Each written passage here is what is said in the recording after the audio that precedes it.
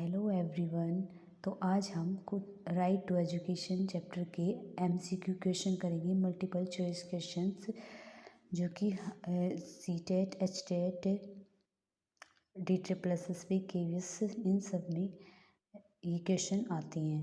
तो first one है RT act 2009 कब लागू किया गया? ये लागू किया गया 1 अप्रैल 2010 के अंदर। सेकंड है आरटी एक्ट 2009 को किस राष्ट्रपति के द्वारा स्वीकृति प्रदान की गई? प्रतिभा पाटिल के द्वारा। फिर थर्ड है बच्चों के लिए निःशुल्क अनिवार्य शिक्षा का अधिकार अधिनियम 2009 के लिए लागू है। किसके लिए लागू है? 6 से 14 वर्ष की आयु के बच्चों के लिए है। नेक्स्ट है आरटी 2009 के अनुसार बालक को टीसी कितने दिन की समय सीमा में देनी पड़ती है? 7 दिन की समय सीमा में देनी पड़ती है टीसी। नेक्स्ट है आरटी की धारा 7 के अनुसार केंद्र और राज्यों की आर्थिक अंशदान कितना है? 60:40। नेक्स्ट है निःशुल्क शिक्षा और अनिवार्य शिक्षा अधिकार अधिनियम अधिनियमित किया गया। कब किया गया? ये किसके द्वारा किया गया? भारत की संसद के द्वारा। फिर नेक्स्ट है आरटी 2009 के किस अध्याय में सर्वाधिक धाराओं का वर्णन किया गया है? चैप्टर 4 या अध्याय 4 के द्वारा। नेक्स्ट है आरटी 2009 को आधार प्रदान करने का कार्य किस संविधान संशोधन के द्वारा किया गया? 86वां संविधान संशोधन के द्वारा 2002 के अंदर। नेक्स्ट है आरटी 2009 की किस धारा के नाम का उल्लेख किया गया है? सेक्शन 1 धारा 1। फिर आरटी 2009 को की किस धारा में उल्लेख किया गया है कि प्राथमिक शिक्षा मातृभाषा में दी जाएगी? कौन से एक्ट में दिया, कौन सी धारा में दिया गया है? सेक्शन 29 में। नेक्स्ट है शिक्षा का अधिकार अधिनियम 2009 में एक अध्यापक के लिए न्यूनतम कार्य घंटे प्रति सप्ताह निर्धारित किए गए हैं। कितने घंटे निर्धारित किए गए हैं? 45 घंटे।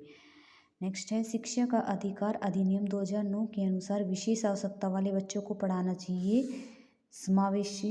समावेशी शिक्षा व्यवस्था में इस प्रावधान के साथ कि उनकी व्यक्तिगत आवश्यकताओं की पूर्ति की जा सके।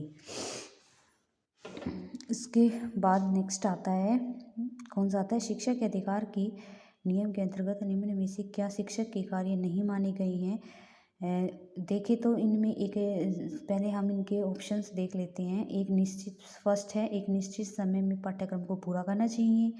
नहीं। शिक्षक को खुद को व्यक्तिगत ट्यूशन में व्यस्त रखना चाहिए। ये हो सकता है। और विद्यालय के लिए नियमितता बनाए रखने के लिए समय का प्रबंध कर रखना चाहिए। और नेक्स्ट है हर बालक की अधिगम अक्षमता को समझकर उनकी ज़रूरत के अनुसार उन्हें अतिरिक्त अनुबोध प्रदान करना चाहिए। नहीं, इनमें जो नेगेटिव होगा वो पॉइंट आएगा। तो शिक्षक को खुद को व्यक्तिगत ट्यूशन में व्यस्त रखना चाहिए, ये आएगा। ये जो कि शिक्षा के अधिकार के नियम के अंतर्गत में नहीं आता है। उसके बाद नेक्स्ट आता है शिक्षा का अधिकार अधिनियम 2009 के अनुसार निम्नलिखित में से कौन सा सही है? देखते हैं, इनके ऑप्शंस देख लेते हैं। स्कूल कैपिटेशंस फीस लगा सकते हैं। सेकंड है स्कूल प्रवेश के लिए स्क्रीनिंग प्रक्रिया का उपयोग कर सकते हैं। ना तो एक है और ना ही दो है, दोनों में से कोई भी नहीं है। नेक्स्ट है उसके बाद शिक्षा का अधिकार अधिनियम 2019 के अनुसार निम्नलिखित में से कौन सा सही है? इनके ऑप्शन देख लेते हैं। किसी भी बच्चे को किसी भी कक्षा में रोका नहीं जा सकता या प्रारंभिक शिक्षा पूरी होने तक निष्कासित नहीं किया जा सकता। सेकंड है आयु के प्रमाण की कमी के कारण बच्चे को प्रवेश से वंचित नहीं किया जा सकता। बोथ ए व दोनों हैं। तो आज हमने ये सब आरटी एक्ट के एमसीक्यू क्वेश्चन पढ़े हैं, जो कि हर एक टीचिंग एग्जाम्स लाइक जैसे कि DSSP, DSSP, KVS, CTET, HTET, इन सभी में आती हैं।